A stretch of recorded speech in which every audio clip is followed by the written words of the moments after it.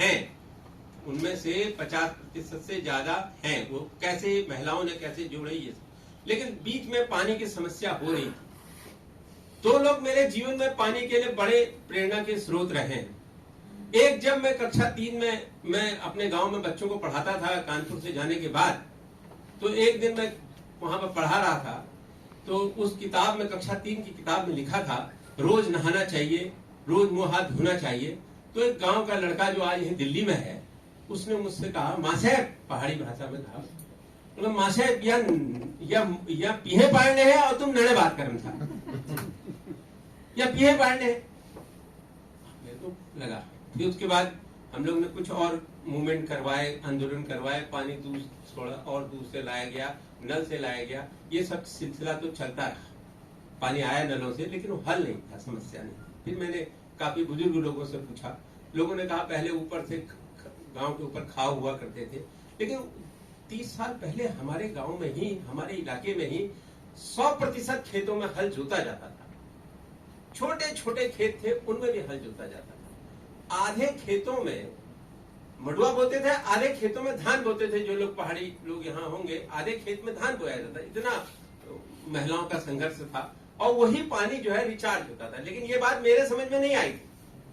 2012 तक ये मैं करता रहा, पेड़ लगाने का काम, शिक्षा का काम, पर्यावरण शिक्षा का काम, बहुत सारे। 2012 में मैं एक मीटिंग में बैठा हुआ था महिलाओं की, तो मैंने कहा, पानी पे ही मीटिंग चल रही थी, नौले धारे का पानी कम होता चला जा रहा था।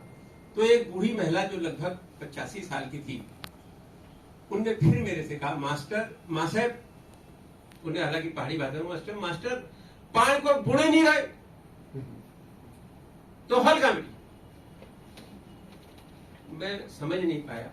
तो मैंने बाद में माता जी उनसे पूछा, जर्जा लगती थी, उनसे पूछा क्या कह रही है।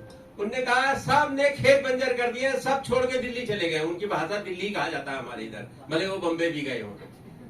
तो उनने कहा, सब नहेगी गोनू को छोड़ बेटी, और खेत हो गए। अब मैं पहाड़ी में कहा था, मैं आपको हिंदी में बता रहा हूँ, और खेत हो गए सब बंजर।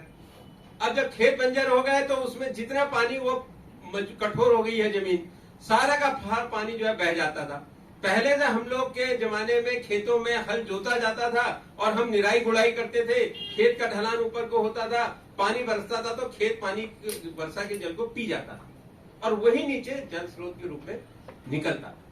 ये जब उसने कहा, तो मैंने कहा, वास्तव में हम जल संरक्षण तो कर रहे हैं, लेकिन ये खेत का वो नहीं देखते। फिर मैंने वो गांव छांटे जहां पर 100% खेती हो रही थी, या 80% हो रही थी, और जहां पर खेत सारे बंजर हो गए थे, वो गांव।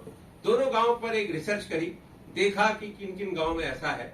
तो मुझे सनड़े और सीलन, 2 गांव ऐसे मिले जहां खेती हो रही थी, जहां आज भी नौले भरे हुए, पानी की समस्या उस गांव में नहीं थी। इधर कांडे, बिठोली, इन गांव को देखा तो यहाँ खेती बंद हो चुकी थी, लोग सब शहर की तरफ आ गए।